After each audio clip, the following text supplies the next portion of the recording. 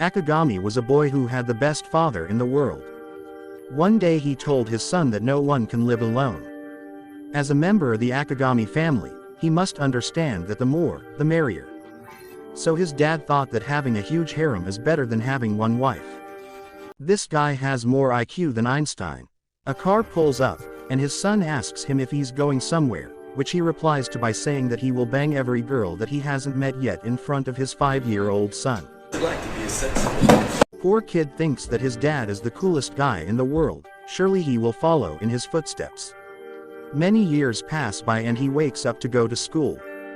He doesn't seem to be friends with anyone and is alone. Some cultured men are.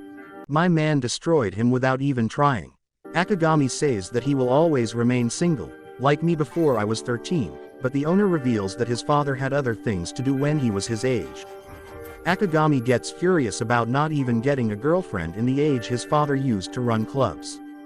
He is walking home after working his shift, and remembers calling his father cool when he was 5, but he tells his past self that that pervert scumbag wasn't cool, referring to his father. He reveals suffering embarrassment because of his father, and people avoiding him because of him, so he wants to clear his image by staying single.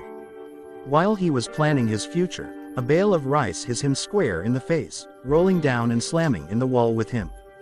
A girl in her teens apologizes and asks him if he's alright, but the guy is rock hard.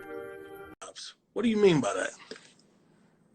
Somehow, he gets his head back in the game and walks away. He isn't able to sleep, as he keeps recalling her face. The next day, the men of culture came to enjoy the view, but Akagami beat them to it. They say that they are going to a mixer again, and think that he won't come, but he wants to go. He skips his job and classes, going crazy in the mixers because my boy finally hit puberty.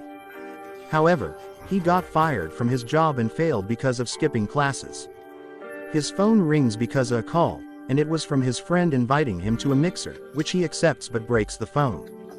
He had only one choice left, which was to leave the normal world to become a monk, so that he would distance himself from the things that awaken his desires.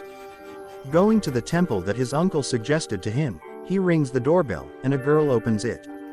Akagami immediately closes the door, and slowly tries to open it again, but she slams the door open, which makes him drop on the ground. She goes inside to call someone, and MC thinks that maybe she's an illusion produced by his desires, when a girl drops in front of him, and almost loses her clothes. He can barely hold it in. The girl thanks him for coming and introduces herself as Aoba Yuzuki, but he is like, hell no, but accidentally hits his toe on a rock and does a 1080 roll, hitting his back on a tree. She rushes to help him, but doesn't seem to be helping much. His resistance has reached his limit, so he confesses to her and asks her to marry him, to which she is shocked. This anime even has legendary quotes in between. Fuck ancient Chinese quotes, this one is the real deal. The scene changes and they are drinking tea.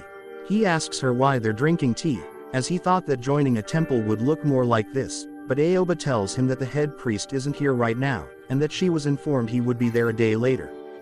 Down to save it, but accidentally falls in it, however the cat uses him as a jumping pad and saves itself. Meanwhile, Aoba is talking with another girl, telling her that the guy she was supposed to marry came a day earlier, but the girl on the phone tells her that the one she's talking about is with her. That makes her wonder who MC is, when a girl named Tsukuyo arrives. Aoba tells her that a man-like ghost has appeared, which she doesn't believe until she sees Akagami, fresh out of the well. They are wet at the mere sight of him, and Tsukuyo wants to go calm herself down. Poor Akagami is asking for an ambulance, and drops on the wrong side of town. Bro starts thrusting down, but is stopped by a drop kick from Aoba. They quickly runs while he's down, but he gets back up to explain what's going on, when the third girl in the harem with the cat from earlier, sees him and passes out. However, he saves her from falling like a real gentleman. Meanwhile, two girls, Kagura and Mia, are having their gentle womanly time, when they are disturbed by the noise and check to see what's happening. Bad move, MC surpasses Roman Reigns with that spear, and gets down to pin her.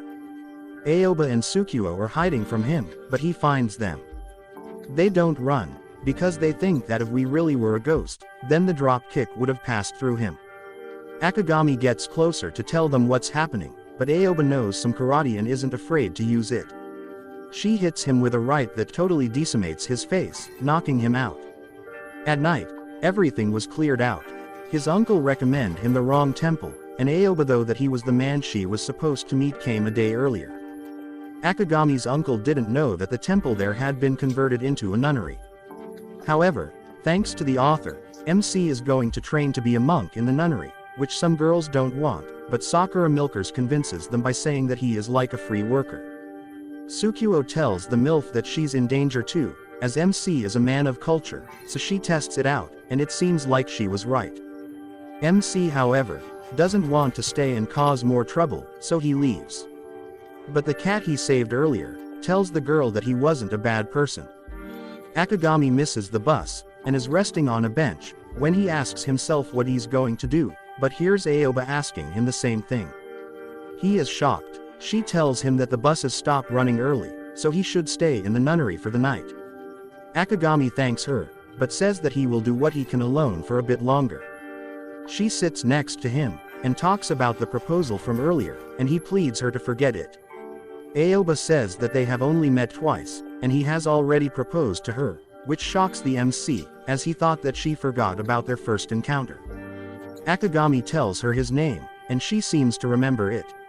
It is revealed that his father borrowed 20 million yen from the temple and disappeared, so now his son has to repay it. After discussing how he's going to do that, they come to the conclusion that he will repay them with his body, which sounds good, but it means that he will have to work it off. That marks the end of this video. Subscribe if you want more.